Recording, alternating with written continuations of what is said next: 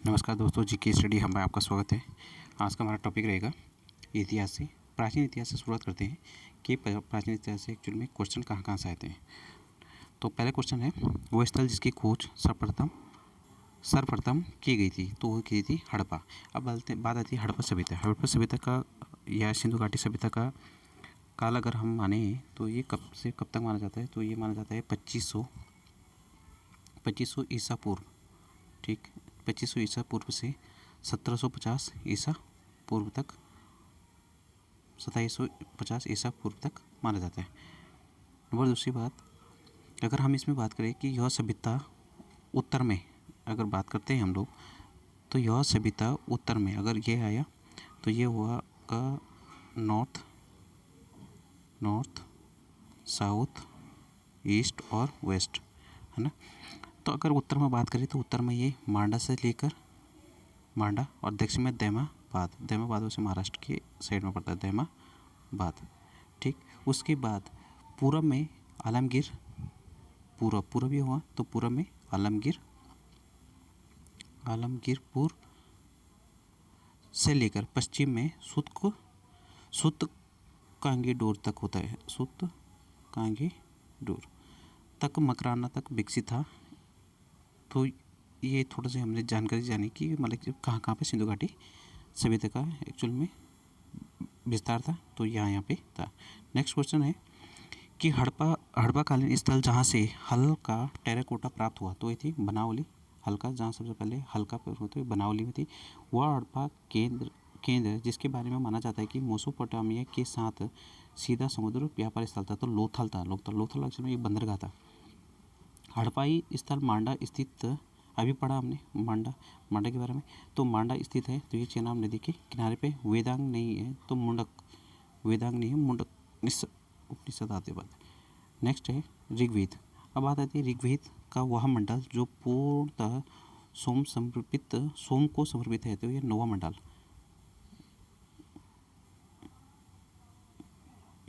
ये है आपका नौवां मंडल। अब बात आती है कि नौवां मंडल सोम पर समर्पित है, नौवां मंडल। अब वेद कितने होते हैं, तो वेद होते हैं 4। एक होता है ऋग्वेद, एक होता है सामवेद, एक होता है यजुर्वेद और एक होता है अथर्ववेद। तो 4 तो हो गए वेद। अब इनमें भी अलग अलग बात हुई। ऋग्वेद के 10 मंडल थे, 10 मंडल में ऋग्वेद में कितने थे, 10 मंडल, 10 तो इसमें मंडल थे। 1028 इसमें क्या थे, सूतक थे। 1028 इसमें क्या थे, सूतक थे। तो 1028 में सूतक थे। नेक्स्ट देखते हैं हम लोग, हड़प्पा सभ्यता का शहर नहीं है, तो हड़प्पा सभ्यता का शहर नहीं है, ये तो यहाँ पे आता है मेहरगढ़ क्या था, हड़प्पा सभ्यता का शहर नहीं था। भीमबेटका नामक विश्व धरोहर प्रसिद्ध था प्रागैतिहासिक शिलालेखों से। एक नवपाषाण सांस्कृतिक स्थल नहीं है, तो 29 नहीं है। ये एसएससी जीडी में पूछा गया क्वेश्चन है। वैदिक काल के महत्वपूर्ण देवता हैं, तो अग्नि, इंद्र और सोम, तीन देवता के महत्वपूर्ण थे, अग्नि, इंद्र और सोम। सिंधु घाटी सभ्यता का डांसिंग गर्ल की मूर्ति किससे बनी हुई थी एक्चुअल में, तो ये कांसे की थी, कांसे से। ठीक, नेक्स्ट क्वेश्चन है कि सिंधु घाटी सभ्यता के बारे में सत्य नहीं है, तो ये पशु का मांस का भोजन था, तो इसके बारे में ये पशु के मांस का भोजन नहीं करते थे, तो इसके बारे में सत्य नहीं है। वह वेद जो मुख्य रूप से त्याग में कर्मकांड कार्य के साथ व्यवहार करता है, तो ये था यजुर्वेद में वेदों के बारे में। इसी तरह अथर्ववेद में, जिसमें मतलब ये होता है, उसमें पाठ पूजा या उस टाइप की चीज़ें थी उसमें बोले तो, जिसमें अलग अलग तरीके के कर्मकांड वगैरह ज़्यादा अथर्ववेद में माने जाता है ना। तंत्र मंत्र जादू टोना का भी इसमें उल्लेख था, तो ये अथर्ववेद। वह वेद जो संगीत में सबसे ज़्यादा प्रचलित था, तो ये था सामवेद में संगीत। तो ये भारतीय संगीत का मूल भी कहा जाता है इसी को, सामवेद को। प्राचीन शहर लोथल जो अब एक प्रमुख पुरातात्विक स्थल के रूप में भी प्रसिद्ध है, भारत में स्थित है। वो कहाँ पर है, गुजरात में। यहाँ पे अभी एक संग्रहालय भी खोला जा रहा है। ऋग्वेद को कितने मंडलों में यह पुस्तकों में विभाजित किया, तो 10 अभी पढ़ा था हमने। प्रागैतिहासिक काल के पहले युग को कहा जाता है पूर्वपाषाण काल।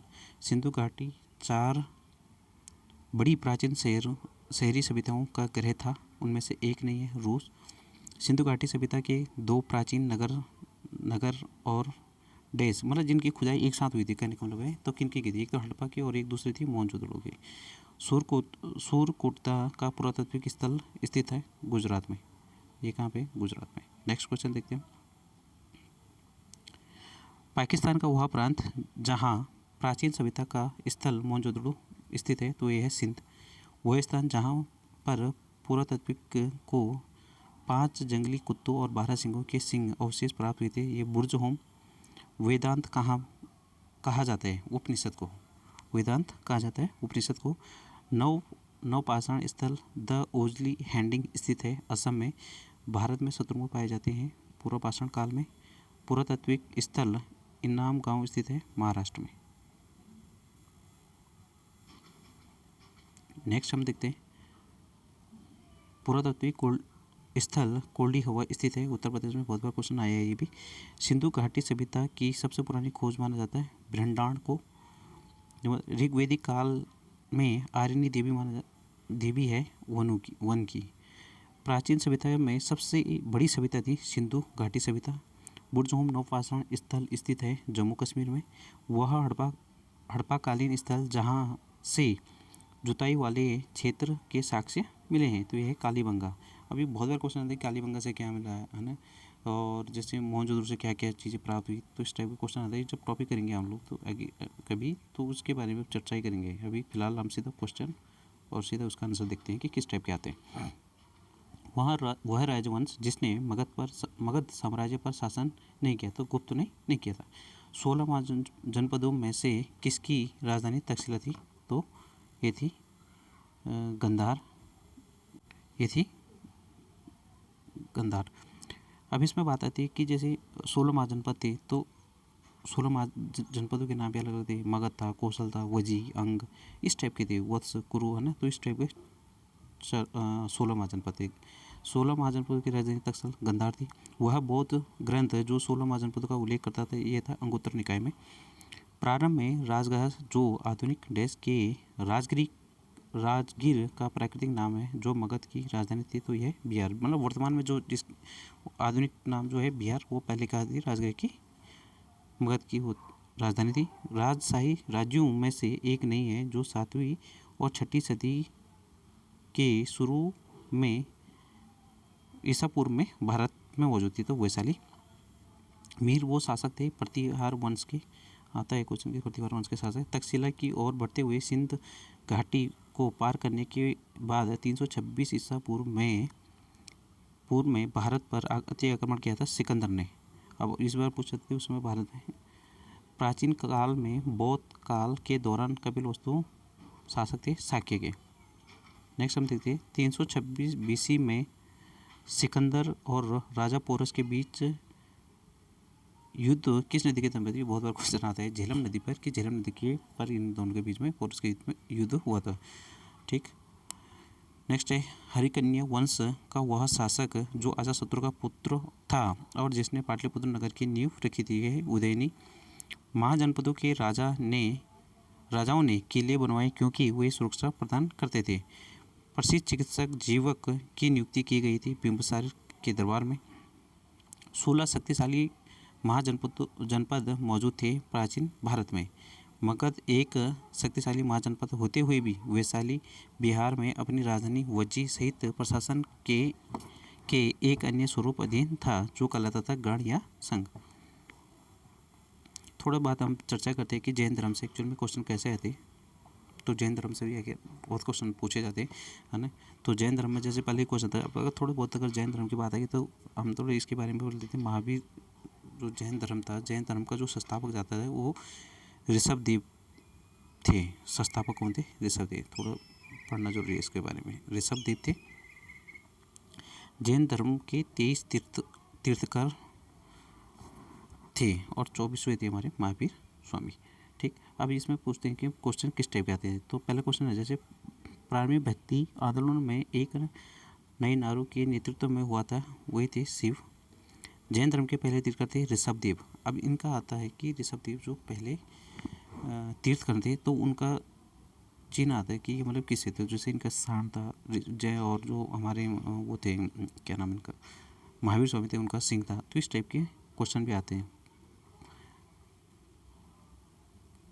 नेक्स्ट है बौद्ध धर्म के अधिकांश ग्रंथ लिखे गए थे पाली भाषा में, सबसे ज़्यादा लिखे गए थे पाली भाषा में। वह शासक जिसके शासन काल के दौरान बौद्ध धर्म महायान और हीनयान विभाजित हुआ था। कनिष्क के टाइम पे ही महायान और बौद्ध धर्म महायान और हीनयान विभाजित हुआ था। गौतम बुद्ध के जीवन की वह घटना जिससे स्तूप शब्द होता है मृत्यु, भूरी आत्माओं को भगाने के लिए बौद्धों द्वारा किया जाने वाला हिमाचल प्रदेश नृत्य का एक रूप था, यह था छम।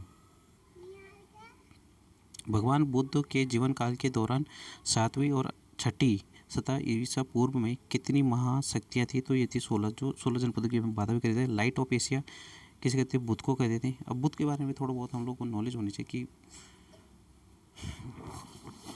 बुद्ध का जन्म कब हुआ था, है ना, और कहाँ हुआ था। तो जैसे अगर बुद्ध के बारे में थोड़ा बहुत हम जानते हैं तो 563 ईसा पूर्व में हुआ था। जन्म स्थल पूछेंगे तो लुम्बिनी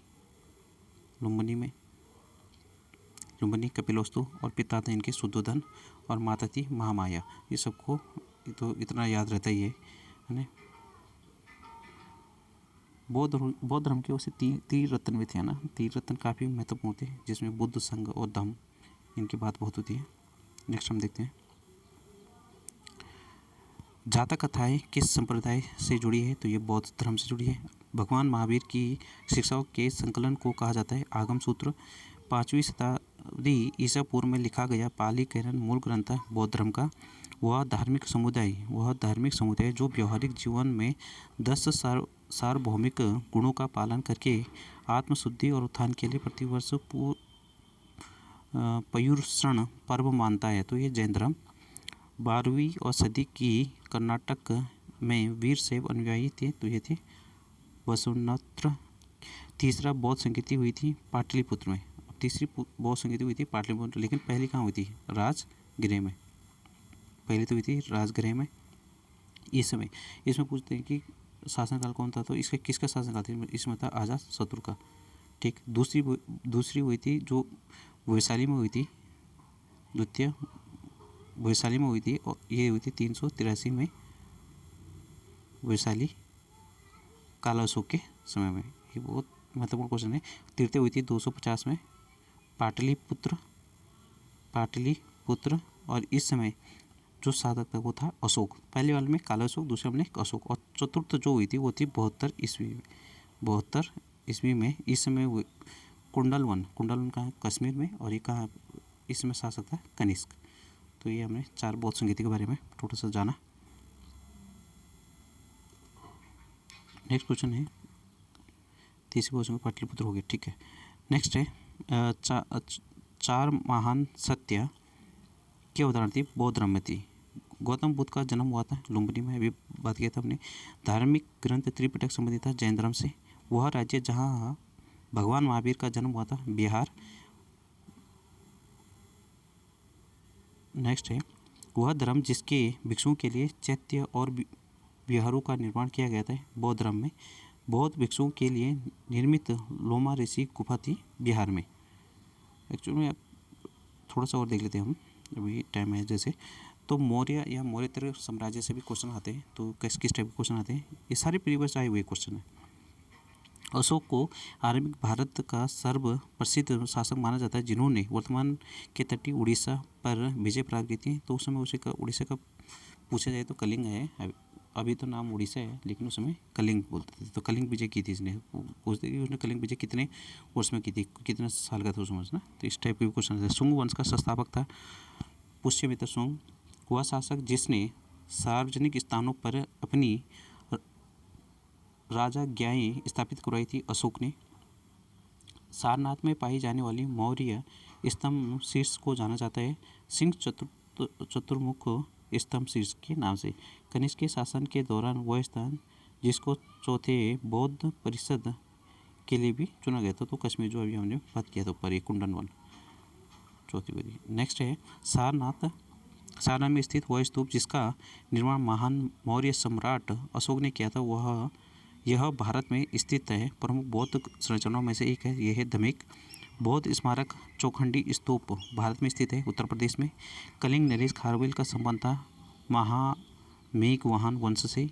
ग्रीक यूनानी लेखकों द्वारा अक्रमीज या जैंडमीज कहा गया। धनानंद को नंद राजवंश का संस्थापक था। महापद्मानंद, अब देखो इसमें भी बहुत क्वेश्चन पूछना थी। महापद्मानंद था वह शासक जिसके दरबार में यूनानी राजदूत मैगजीन आए थे। चंद्रगुप्त।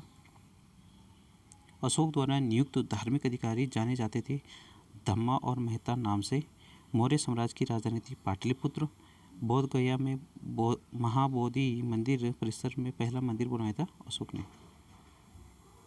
अशोक ने। नेक्स्ट क्वेश्चन देखते हैं हम। चंद्रगुप्त मौर्य ने मौर्य साम्राज्य की स्थापना की थी नंदू को हरा के। जब नंदू का रहता तब 321 ईस्वी में इन्होंने चंद्रगुप्त मौर्य ने मौर्य साम्राज्य की स्थापना की थी। कहे तो मौर्य वंश। भारत में वैष्णववाद की वृद्धि का प्रमाण हेलोडोरस स्तंभ से स्थित है। तो यह विदिशा शहर से धनानंद को हराकर मौर्य साम्राज्य की स्थापना हुई थी। चंद्रगुप्त ने की थी। चंद्रगुप्त फर्स्ट के बाद राजा बनने वाले उसके पुत्र का नाम क्या था? समुद्रगुप्त।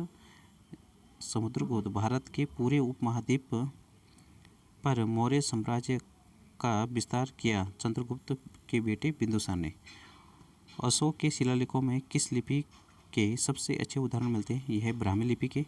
वह शासक जिन्हें योही या खनाव दोष लोगों के निकट संबंध है तो दीनानाग। वह राजा जिसने उड़ीसा में उदयगिरि की पहाड़ियों पर हाथी गुफा शिलालेख उत्कीर्ण करवाया था तो यह खारवेल। मौर्य प्रशासन के अंतर्गत शीताध्यक्ष अधिकारी थे कृषि के अधिकारी को उस समय बोला जाता है शीताध्यक्ष। ओडिशा में जगोड़ में स्थित ऐतिहासिक स्थल है अशोक का शिलालेख। शैलकीर्ति स्तंभों में को दर्शाते हैं मौर्य स्तंभ में। अमरावती स्तूप भारत में स्थित है आंध्र प्रदेश में। चट्टानों को काटकर बनाई गई सबसे पुरानी बची हुई बराबर गुफाएं हैं मौर्य साम्राज्य काल के। सिकंदर ने भारत पर हमला किया था 326 में। और देवनापिर्य या देवों का प्यारा के नाम से भी जाना जाता है अशोक को। तो आज का हम इतना ही टॉपिक देखेंगे और ये टॉपिक हम इसलिए कर रहे हैं क्योंकि ये हर एग्ज़ाम में बार बार आते हैं। अगर आप एक एग्ज़ाम से पहले भी इसे सुनेंगे तो ज़रूर यहाँ से क्वेश्चन फंसता है। तो ये इसलिए कि एक क्वेश्चन कितनी बार और कितनी जगह रिपीट हुआ है, चाहे वो SI हो, CPO हो, SSGD हो या हमारे उत्तराखंड से कोई भी एग्ज़ाम हो, तो हर जगह यहाँ से क्वेश्चन आता ही आता है। तो आज के लिए धन्यवाद। अगर आपको अच्छा लगा हो तो इसे आगे शेयर करना और अपने दोस्तों को भी भेजना ताकि उनको भी कुछ हेल्प हो सके हमारी ओर से। धन्यवाद। जय हिंद, जय भारत।